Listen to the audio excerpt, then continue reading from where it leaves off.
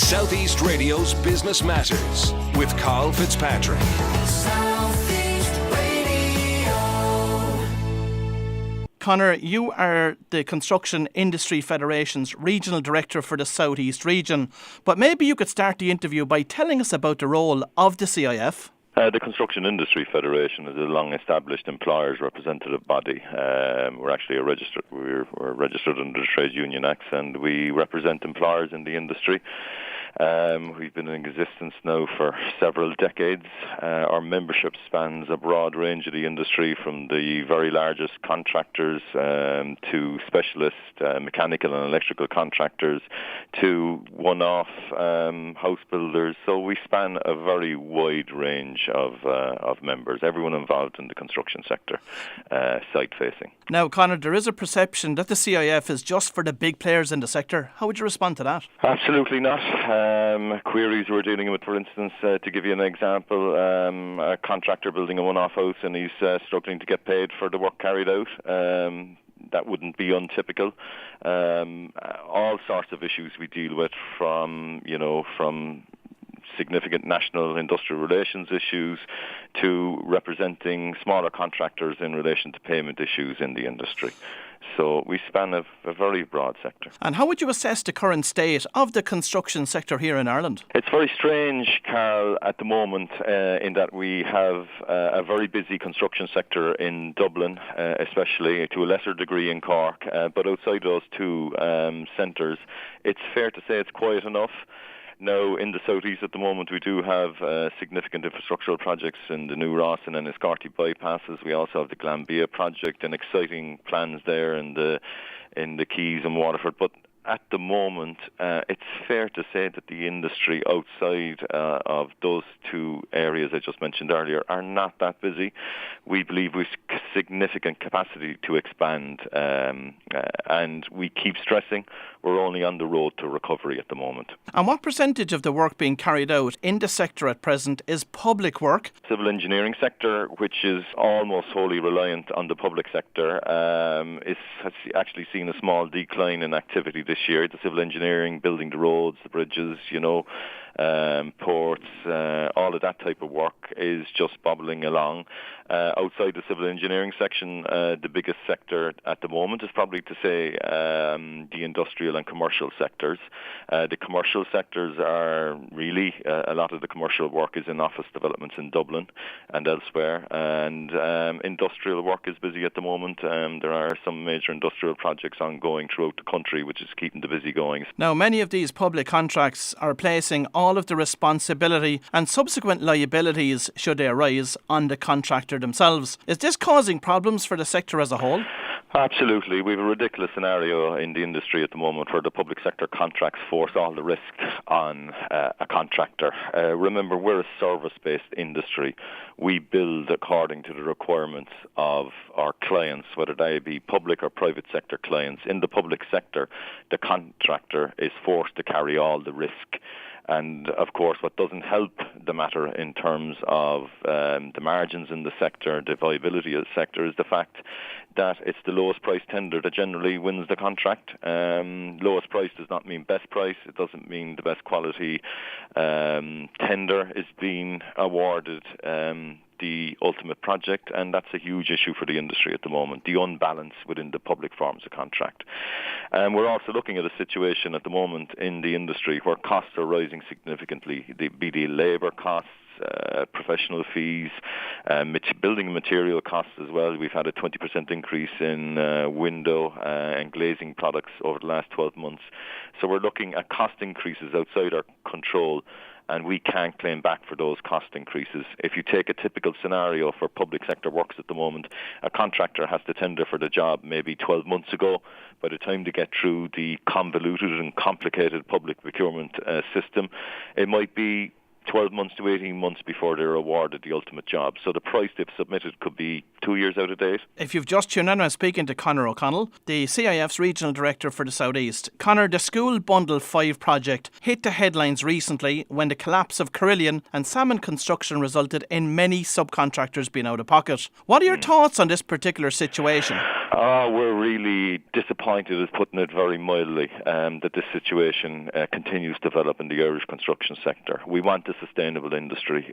We need a sustainable industry, but we need a public procurement process that ensures that people get paid for the work they actually carried out. That should be an absolute priority in this day and age, that people get paid for the work they carry out. And unfortunately, we've seen too many examples, especially in schools projects, of contractors and subcontractors not getting paid for the work they carry out. You know, there is, I think our own Director General has said it publicly, that, is public-private partnerships, is that the correct model for financing schools projects right throughout the country and bundling everything together, which doesn't allow local contractors to price the work? That has to be looked at, that PPP model, and is it appropriate model for schools projects?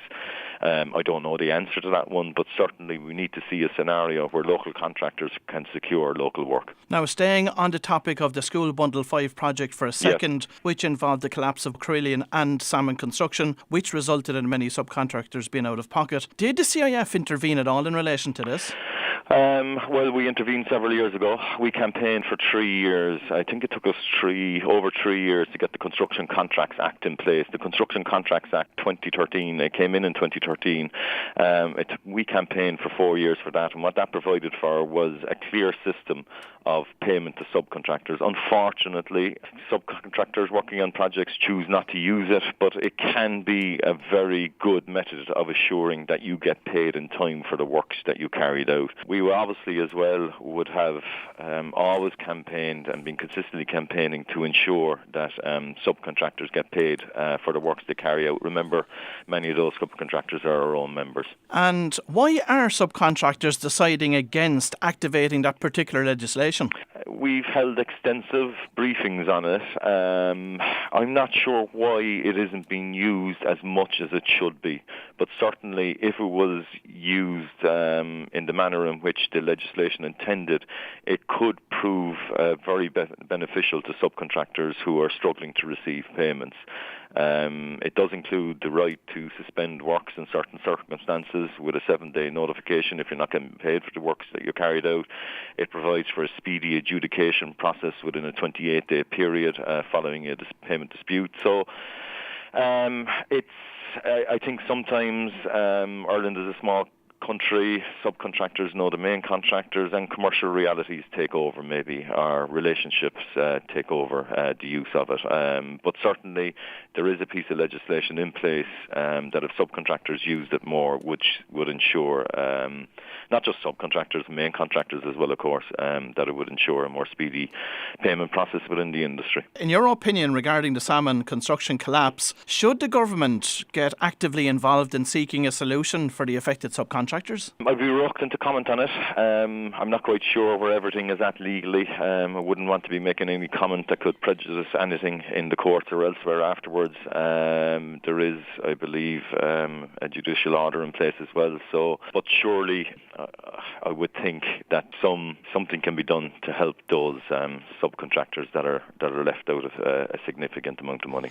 And going forward in relation to public contracts and especially PPPs, should the government require the main contractor to put a bond in place to protect subcontractors? There have been proposals, like in the past, there's lien systems and there's other bonding systems. I mean, as for specific bonds to protect subcontractors, I know that in the UK and Northern Ireland they're trialling a project bank account, for instance.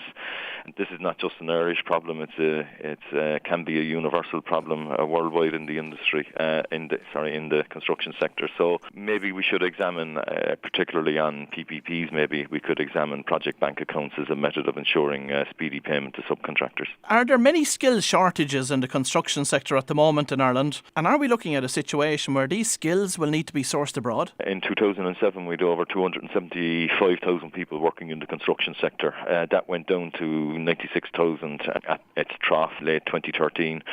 So we've now gone up to 140,000 people working in the sector. Our sector, as I said earlier, is only recovering in certain parts of the country. What you're finding, especially in the southeast, a lot of construction workers travelling from Wexford and Kilkenny, Carlow even from Waterford up to projects in the Dublin region. If there was work locally, there'd be sufficient skills in the region to carry out the works. I've no doubt about that. We have the skills to carry it out. I don't think there's ever been a project in Ireland where we failed to carry it out as a result of a skills issue.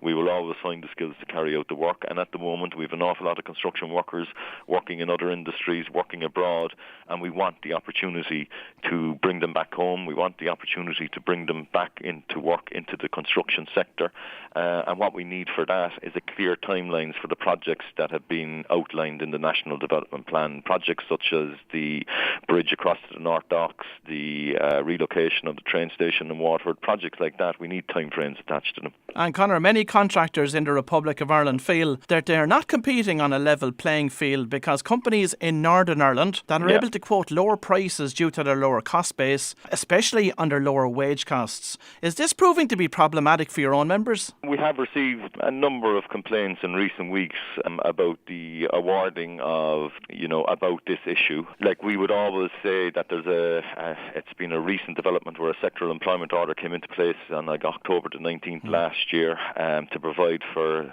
a level playing field in the industry and to ensure that workers working in the Irish construction sector receive the exact same rates of pay irrespective of where the contractor is based. In other words, Northern Ireland, UK, European contractor, if they come to work in Ireland, they should be paying the rates of pay according to the sectoral employment order. It's as simple as that. There should be a level playing field.